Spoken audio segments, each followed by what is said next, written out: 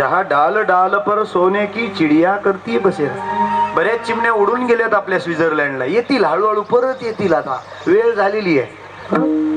सगळा काळा पैसा बाहेर आला पाहिजे. होईल थोडा त्रास, पण गुण हमखास. त्या सोनारांनी विचारलं, काय आहे का याच्यात? ते म्हणाले, बघा काहीतरी चमकतंय. त्यांनी तो तोलून मापून पाहिला. धक्का बसला. त्यानं म्हणाले, हे कुठं सापडलं? हे कुठं होतं? ते म्हणाले, काही नाही, रानात सापडलंय मला. हे कळतंय का काय आहे? म्हणे, काय आहे? हा हिरा आहे, हिरा. त्यांनी विचारलं, किंमत किती? किंमत किमान 10 लाख. बीपीच वाढून गेला. का? कुठं ठेवला होता? म्हशीच्या गळ्यात. परत निघाला. मोठं कपाट त्याच्यासाठी घेतलं. ते कपाट आतल्या कोपऱ्यात नेऊन ठेवलं. त्या कपाटात पेटी पेटी पेटी पेटी, डबा डब्यात डबा डब्यात डबी डबी डबी, त्याच्यात वेल्वेट पेपर मध्ये गुंडाळून आता ठेवला. काय? हिरा. आता माझे प्रश्न आहेत तुम्हाला. हिरा आधी कुठे होता? म्हशीच्या गळ्यात. आता कुठे आहे? डब्यातल्या डब्यातल्या डबीत. आता डब्यातल्या डब्यातल्या डबीत तो आहे. कारण आता त्याची किंमत किती आहे? 10 लाख. आधी तो म्हैशीच्या गळ्यात होता तेव्हा त्याची किंमत किती होती? शून्य. कशी काय शून्य? 1 लाख. किती? 10,000. नाही पटलं मला. 10. 1 लिलाव करतो का रे? तो ज्या वेळेला कपाटात आहे तेव्हा त्याचं मूल्य 10 लाख आहे. आणि तेव्हाही त्याचं मूल्य 10 लाखच आहे जेव्हा तो म्हैशीच्या गळ्यात आहे. आता प्रश्न असा आहे, जर आधीही 10 लाख नंतरही 10 लाख, कपाटात आता आहे तेव्हा म्हैशीच्या गळ्यात का? कारण ज्याचा आहे त्याला कळलंच नाही हा 10 लाखाचा आहे. मला वाटतं श्रीमद भागवत हा हिरा आहे. आणि त्या भागवताचा परिणाम किती महान आहे तो जर आम्हाला आधी कळला तर 7 दिवस आमच्या श्रद्धा आणखी पल्लवित होतील. मायबाप, भागवत या कलियुगातलं सगळ्यात गोड फळ आहे. सगळ्यात गोड फळ. निगम कल्पतरोर गलितम फलम शुकमुखादमृत द्रव संयुतम पिबत भागवतम रसमालयम मुहुरहो रसिका भुवी भावुकाः.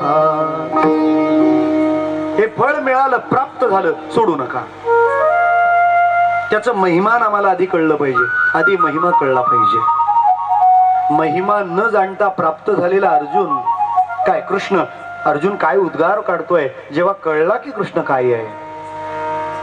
सखेती मत्वा प्रसभम यदुक्तम हे कृष्ण हे यादव हे सखेती अजानता महिमानंत वेदम मया प्रमादात प्रणयेन वापी. माऊलींनी काय वर्णन केलंय तिथे पुढे? परी ऐसिया तू ते स्वामी कहीच नेणो जी आम्ही म्हणून सोयरे संबंध धर्मी राहटलो तुझसी. कृष्णा, कळला नाहीस रे तू आम्हाला. आम्हाला वाटलं आमचा सोयराच आहे. यया कौरवांच्या घरा शिष्टाई धाडिलासी दातारा ऐसा वणिजे साठी जगेश्वरा विकिलासी आम्ही. तुझ्याकडून संसाराची कामं आम्ही करून घेतली आहेत. तू योगियांचे समाधी सुख कैसे जाणेची ना मी मूर्ख उपरोधजी सन्मुख तुझसी करू. तुझा अपमान केला आम्ही. आम्हाला कळलं नाही तू इतका श्रेष्ठ आहे, थोर आहेस. म्हणून महिमा आधी कळावा आणि मग वस्तू प्राप्त व्हावी. आम्ही भागवताला हात घालतोय, याचं महिमान जाणावं लागेल. त्याकरता आपण पद्मपुराणातून तो महिमा समजून घेऊया. सच्चिदानंद रूपाय विश्वोत्पत्त्यादि हेतवे तापत्रय विनाशाय श्रीकृष्णाय वयं नमः. महात्म्यातला पहिला श्लोक. हे महिमान गात असताना व्यासांनी कृष्णाचं जे वर्णन केलंय त्यामध्ये त्रिवेणीला महत्व दिलंय. या महात्म्यात 3 गोष्टी सांगितल्या. एक, देवाचं स्वरूप सांगितलं. दुसरं, देवाचं सामर्थ्य सांगितलं. आणि तिसरं, देवाचा स्वभाव सांगितला.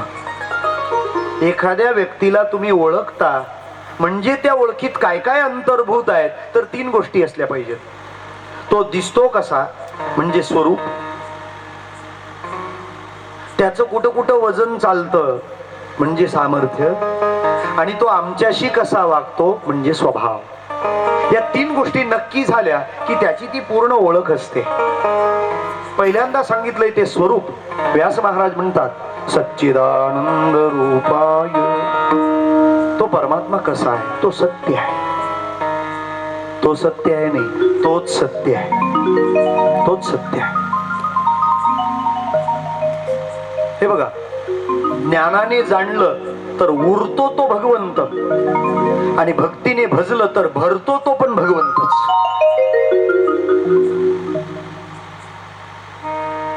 काव्यतीर्थ जगन्नाथ अण्णा पवारांचे शब्द आहेत हे.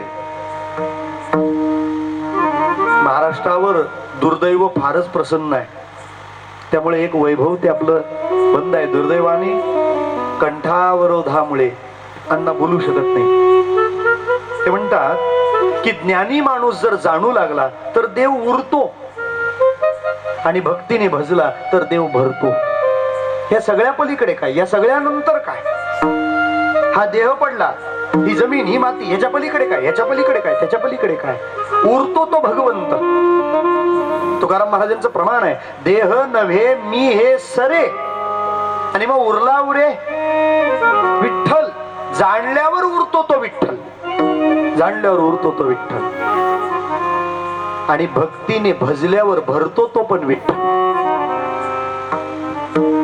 तुका म्हणे देह भरीला विठ्ठले.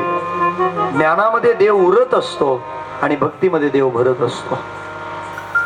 आणि भरलेला देव बघण्यासाठीच भागवत ऐकायचं असतं. का? भागवत ऐकल्यावर भरलेला देव कळतो, कारण मुळात भागवतच भारलेलं आहे ना. एकदा फक्त त्याचं वेड लागावं, माणसं सगळं विसरून जातात. त्यांच्या जीवनाची ती संहिता बनते, जीवनाची संहिता बनते. भगवंत भरतो, भगवंत भरतो. कशासाठी एवढा मोठा मंडप घातलाय हा? इतक्या दूरवरून ही सगळी अतिथी मंडळी, ग्रामस्थ मंडळी उपस्थित आहे. कशासाठी? काय जाणायचं आहे आम्हाला? एक तर उरलाय हे तरी जाणूया, नाहीतर भरलाय हे तरी जाणूया. त्या सगळ्या पलीकडे उरणारा विठ्ठल आहे हे जाणा, किंवा भरलाय तो विठ्ठल हे तरी जाणा. दोन्ही बाजूचं सत्य विठ्ठलच आहे ना. ध्यानात घ्या, गीता म्हणते मी तुम्हाला संत तोपर्यंत म्हणणार नाही जोपर्यंत भगवंत सगळ्यांमध्ये आहे हे तुम्हाला पटणार नाही. वासुदेव सर्वमिती स महात्मा सुदुर्लभा. तो भगवंत सगळ्यांमध्ये आहे. काश्मीर मध्ये एक स्त्री संत झाल्या, त्यांचं नाव लल्लेश्वरी. इतक्या उच्च अधिकाराच्या होत्या की त्यांच्या अंगावर वस्त्रच नसायचे. काश्मीरी मुसलमानांवर त्यांचा फार प्रभाव आहे. आजही काश्मीर मुसलमान सांगत असतात हम दोनों को ही मानते, एक अल्लाह और दूसरी लल्ला. एका तत्ववेत्याने तिला विचारलं, लल्लेश्वरी जी आपका बोध तो महान है, लेकिन समाज व्यवस्था के लिए तो वस्त्र पहनिए. इतक्या उंचीचं उत्तर दिलं त्या साध्वीनं. हे बघा, उंचीच्या माणसाची उत्तरं उंचीचीच असतात ह. आणि उत्तरं उंचीची असतात तीच माणसं उंचीची असतात. आपली आत्तर जरी उंचीची झाली तरी खूप आहे. किती उंचीचं उत्तर दिलंय. ती लल्लेश्वरी म्हणते, हाँ साहब बात आपकी समझ पाती हो, लेकिन मेरा बोध मानता नहीं. आप कहते वस्त्र पहनो, लेकिन हर जगह मेरा रब बैठा है, क्या छिपाऊं और किससे. देव भरलाय. कुठे कुठे भरलाय? प्रत्येकात, कणाकणात, क्षणाक्षणात त्याचा प्रत्यय होतो, येतो.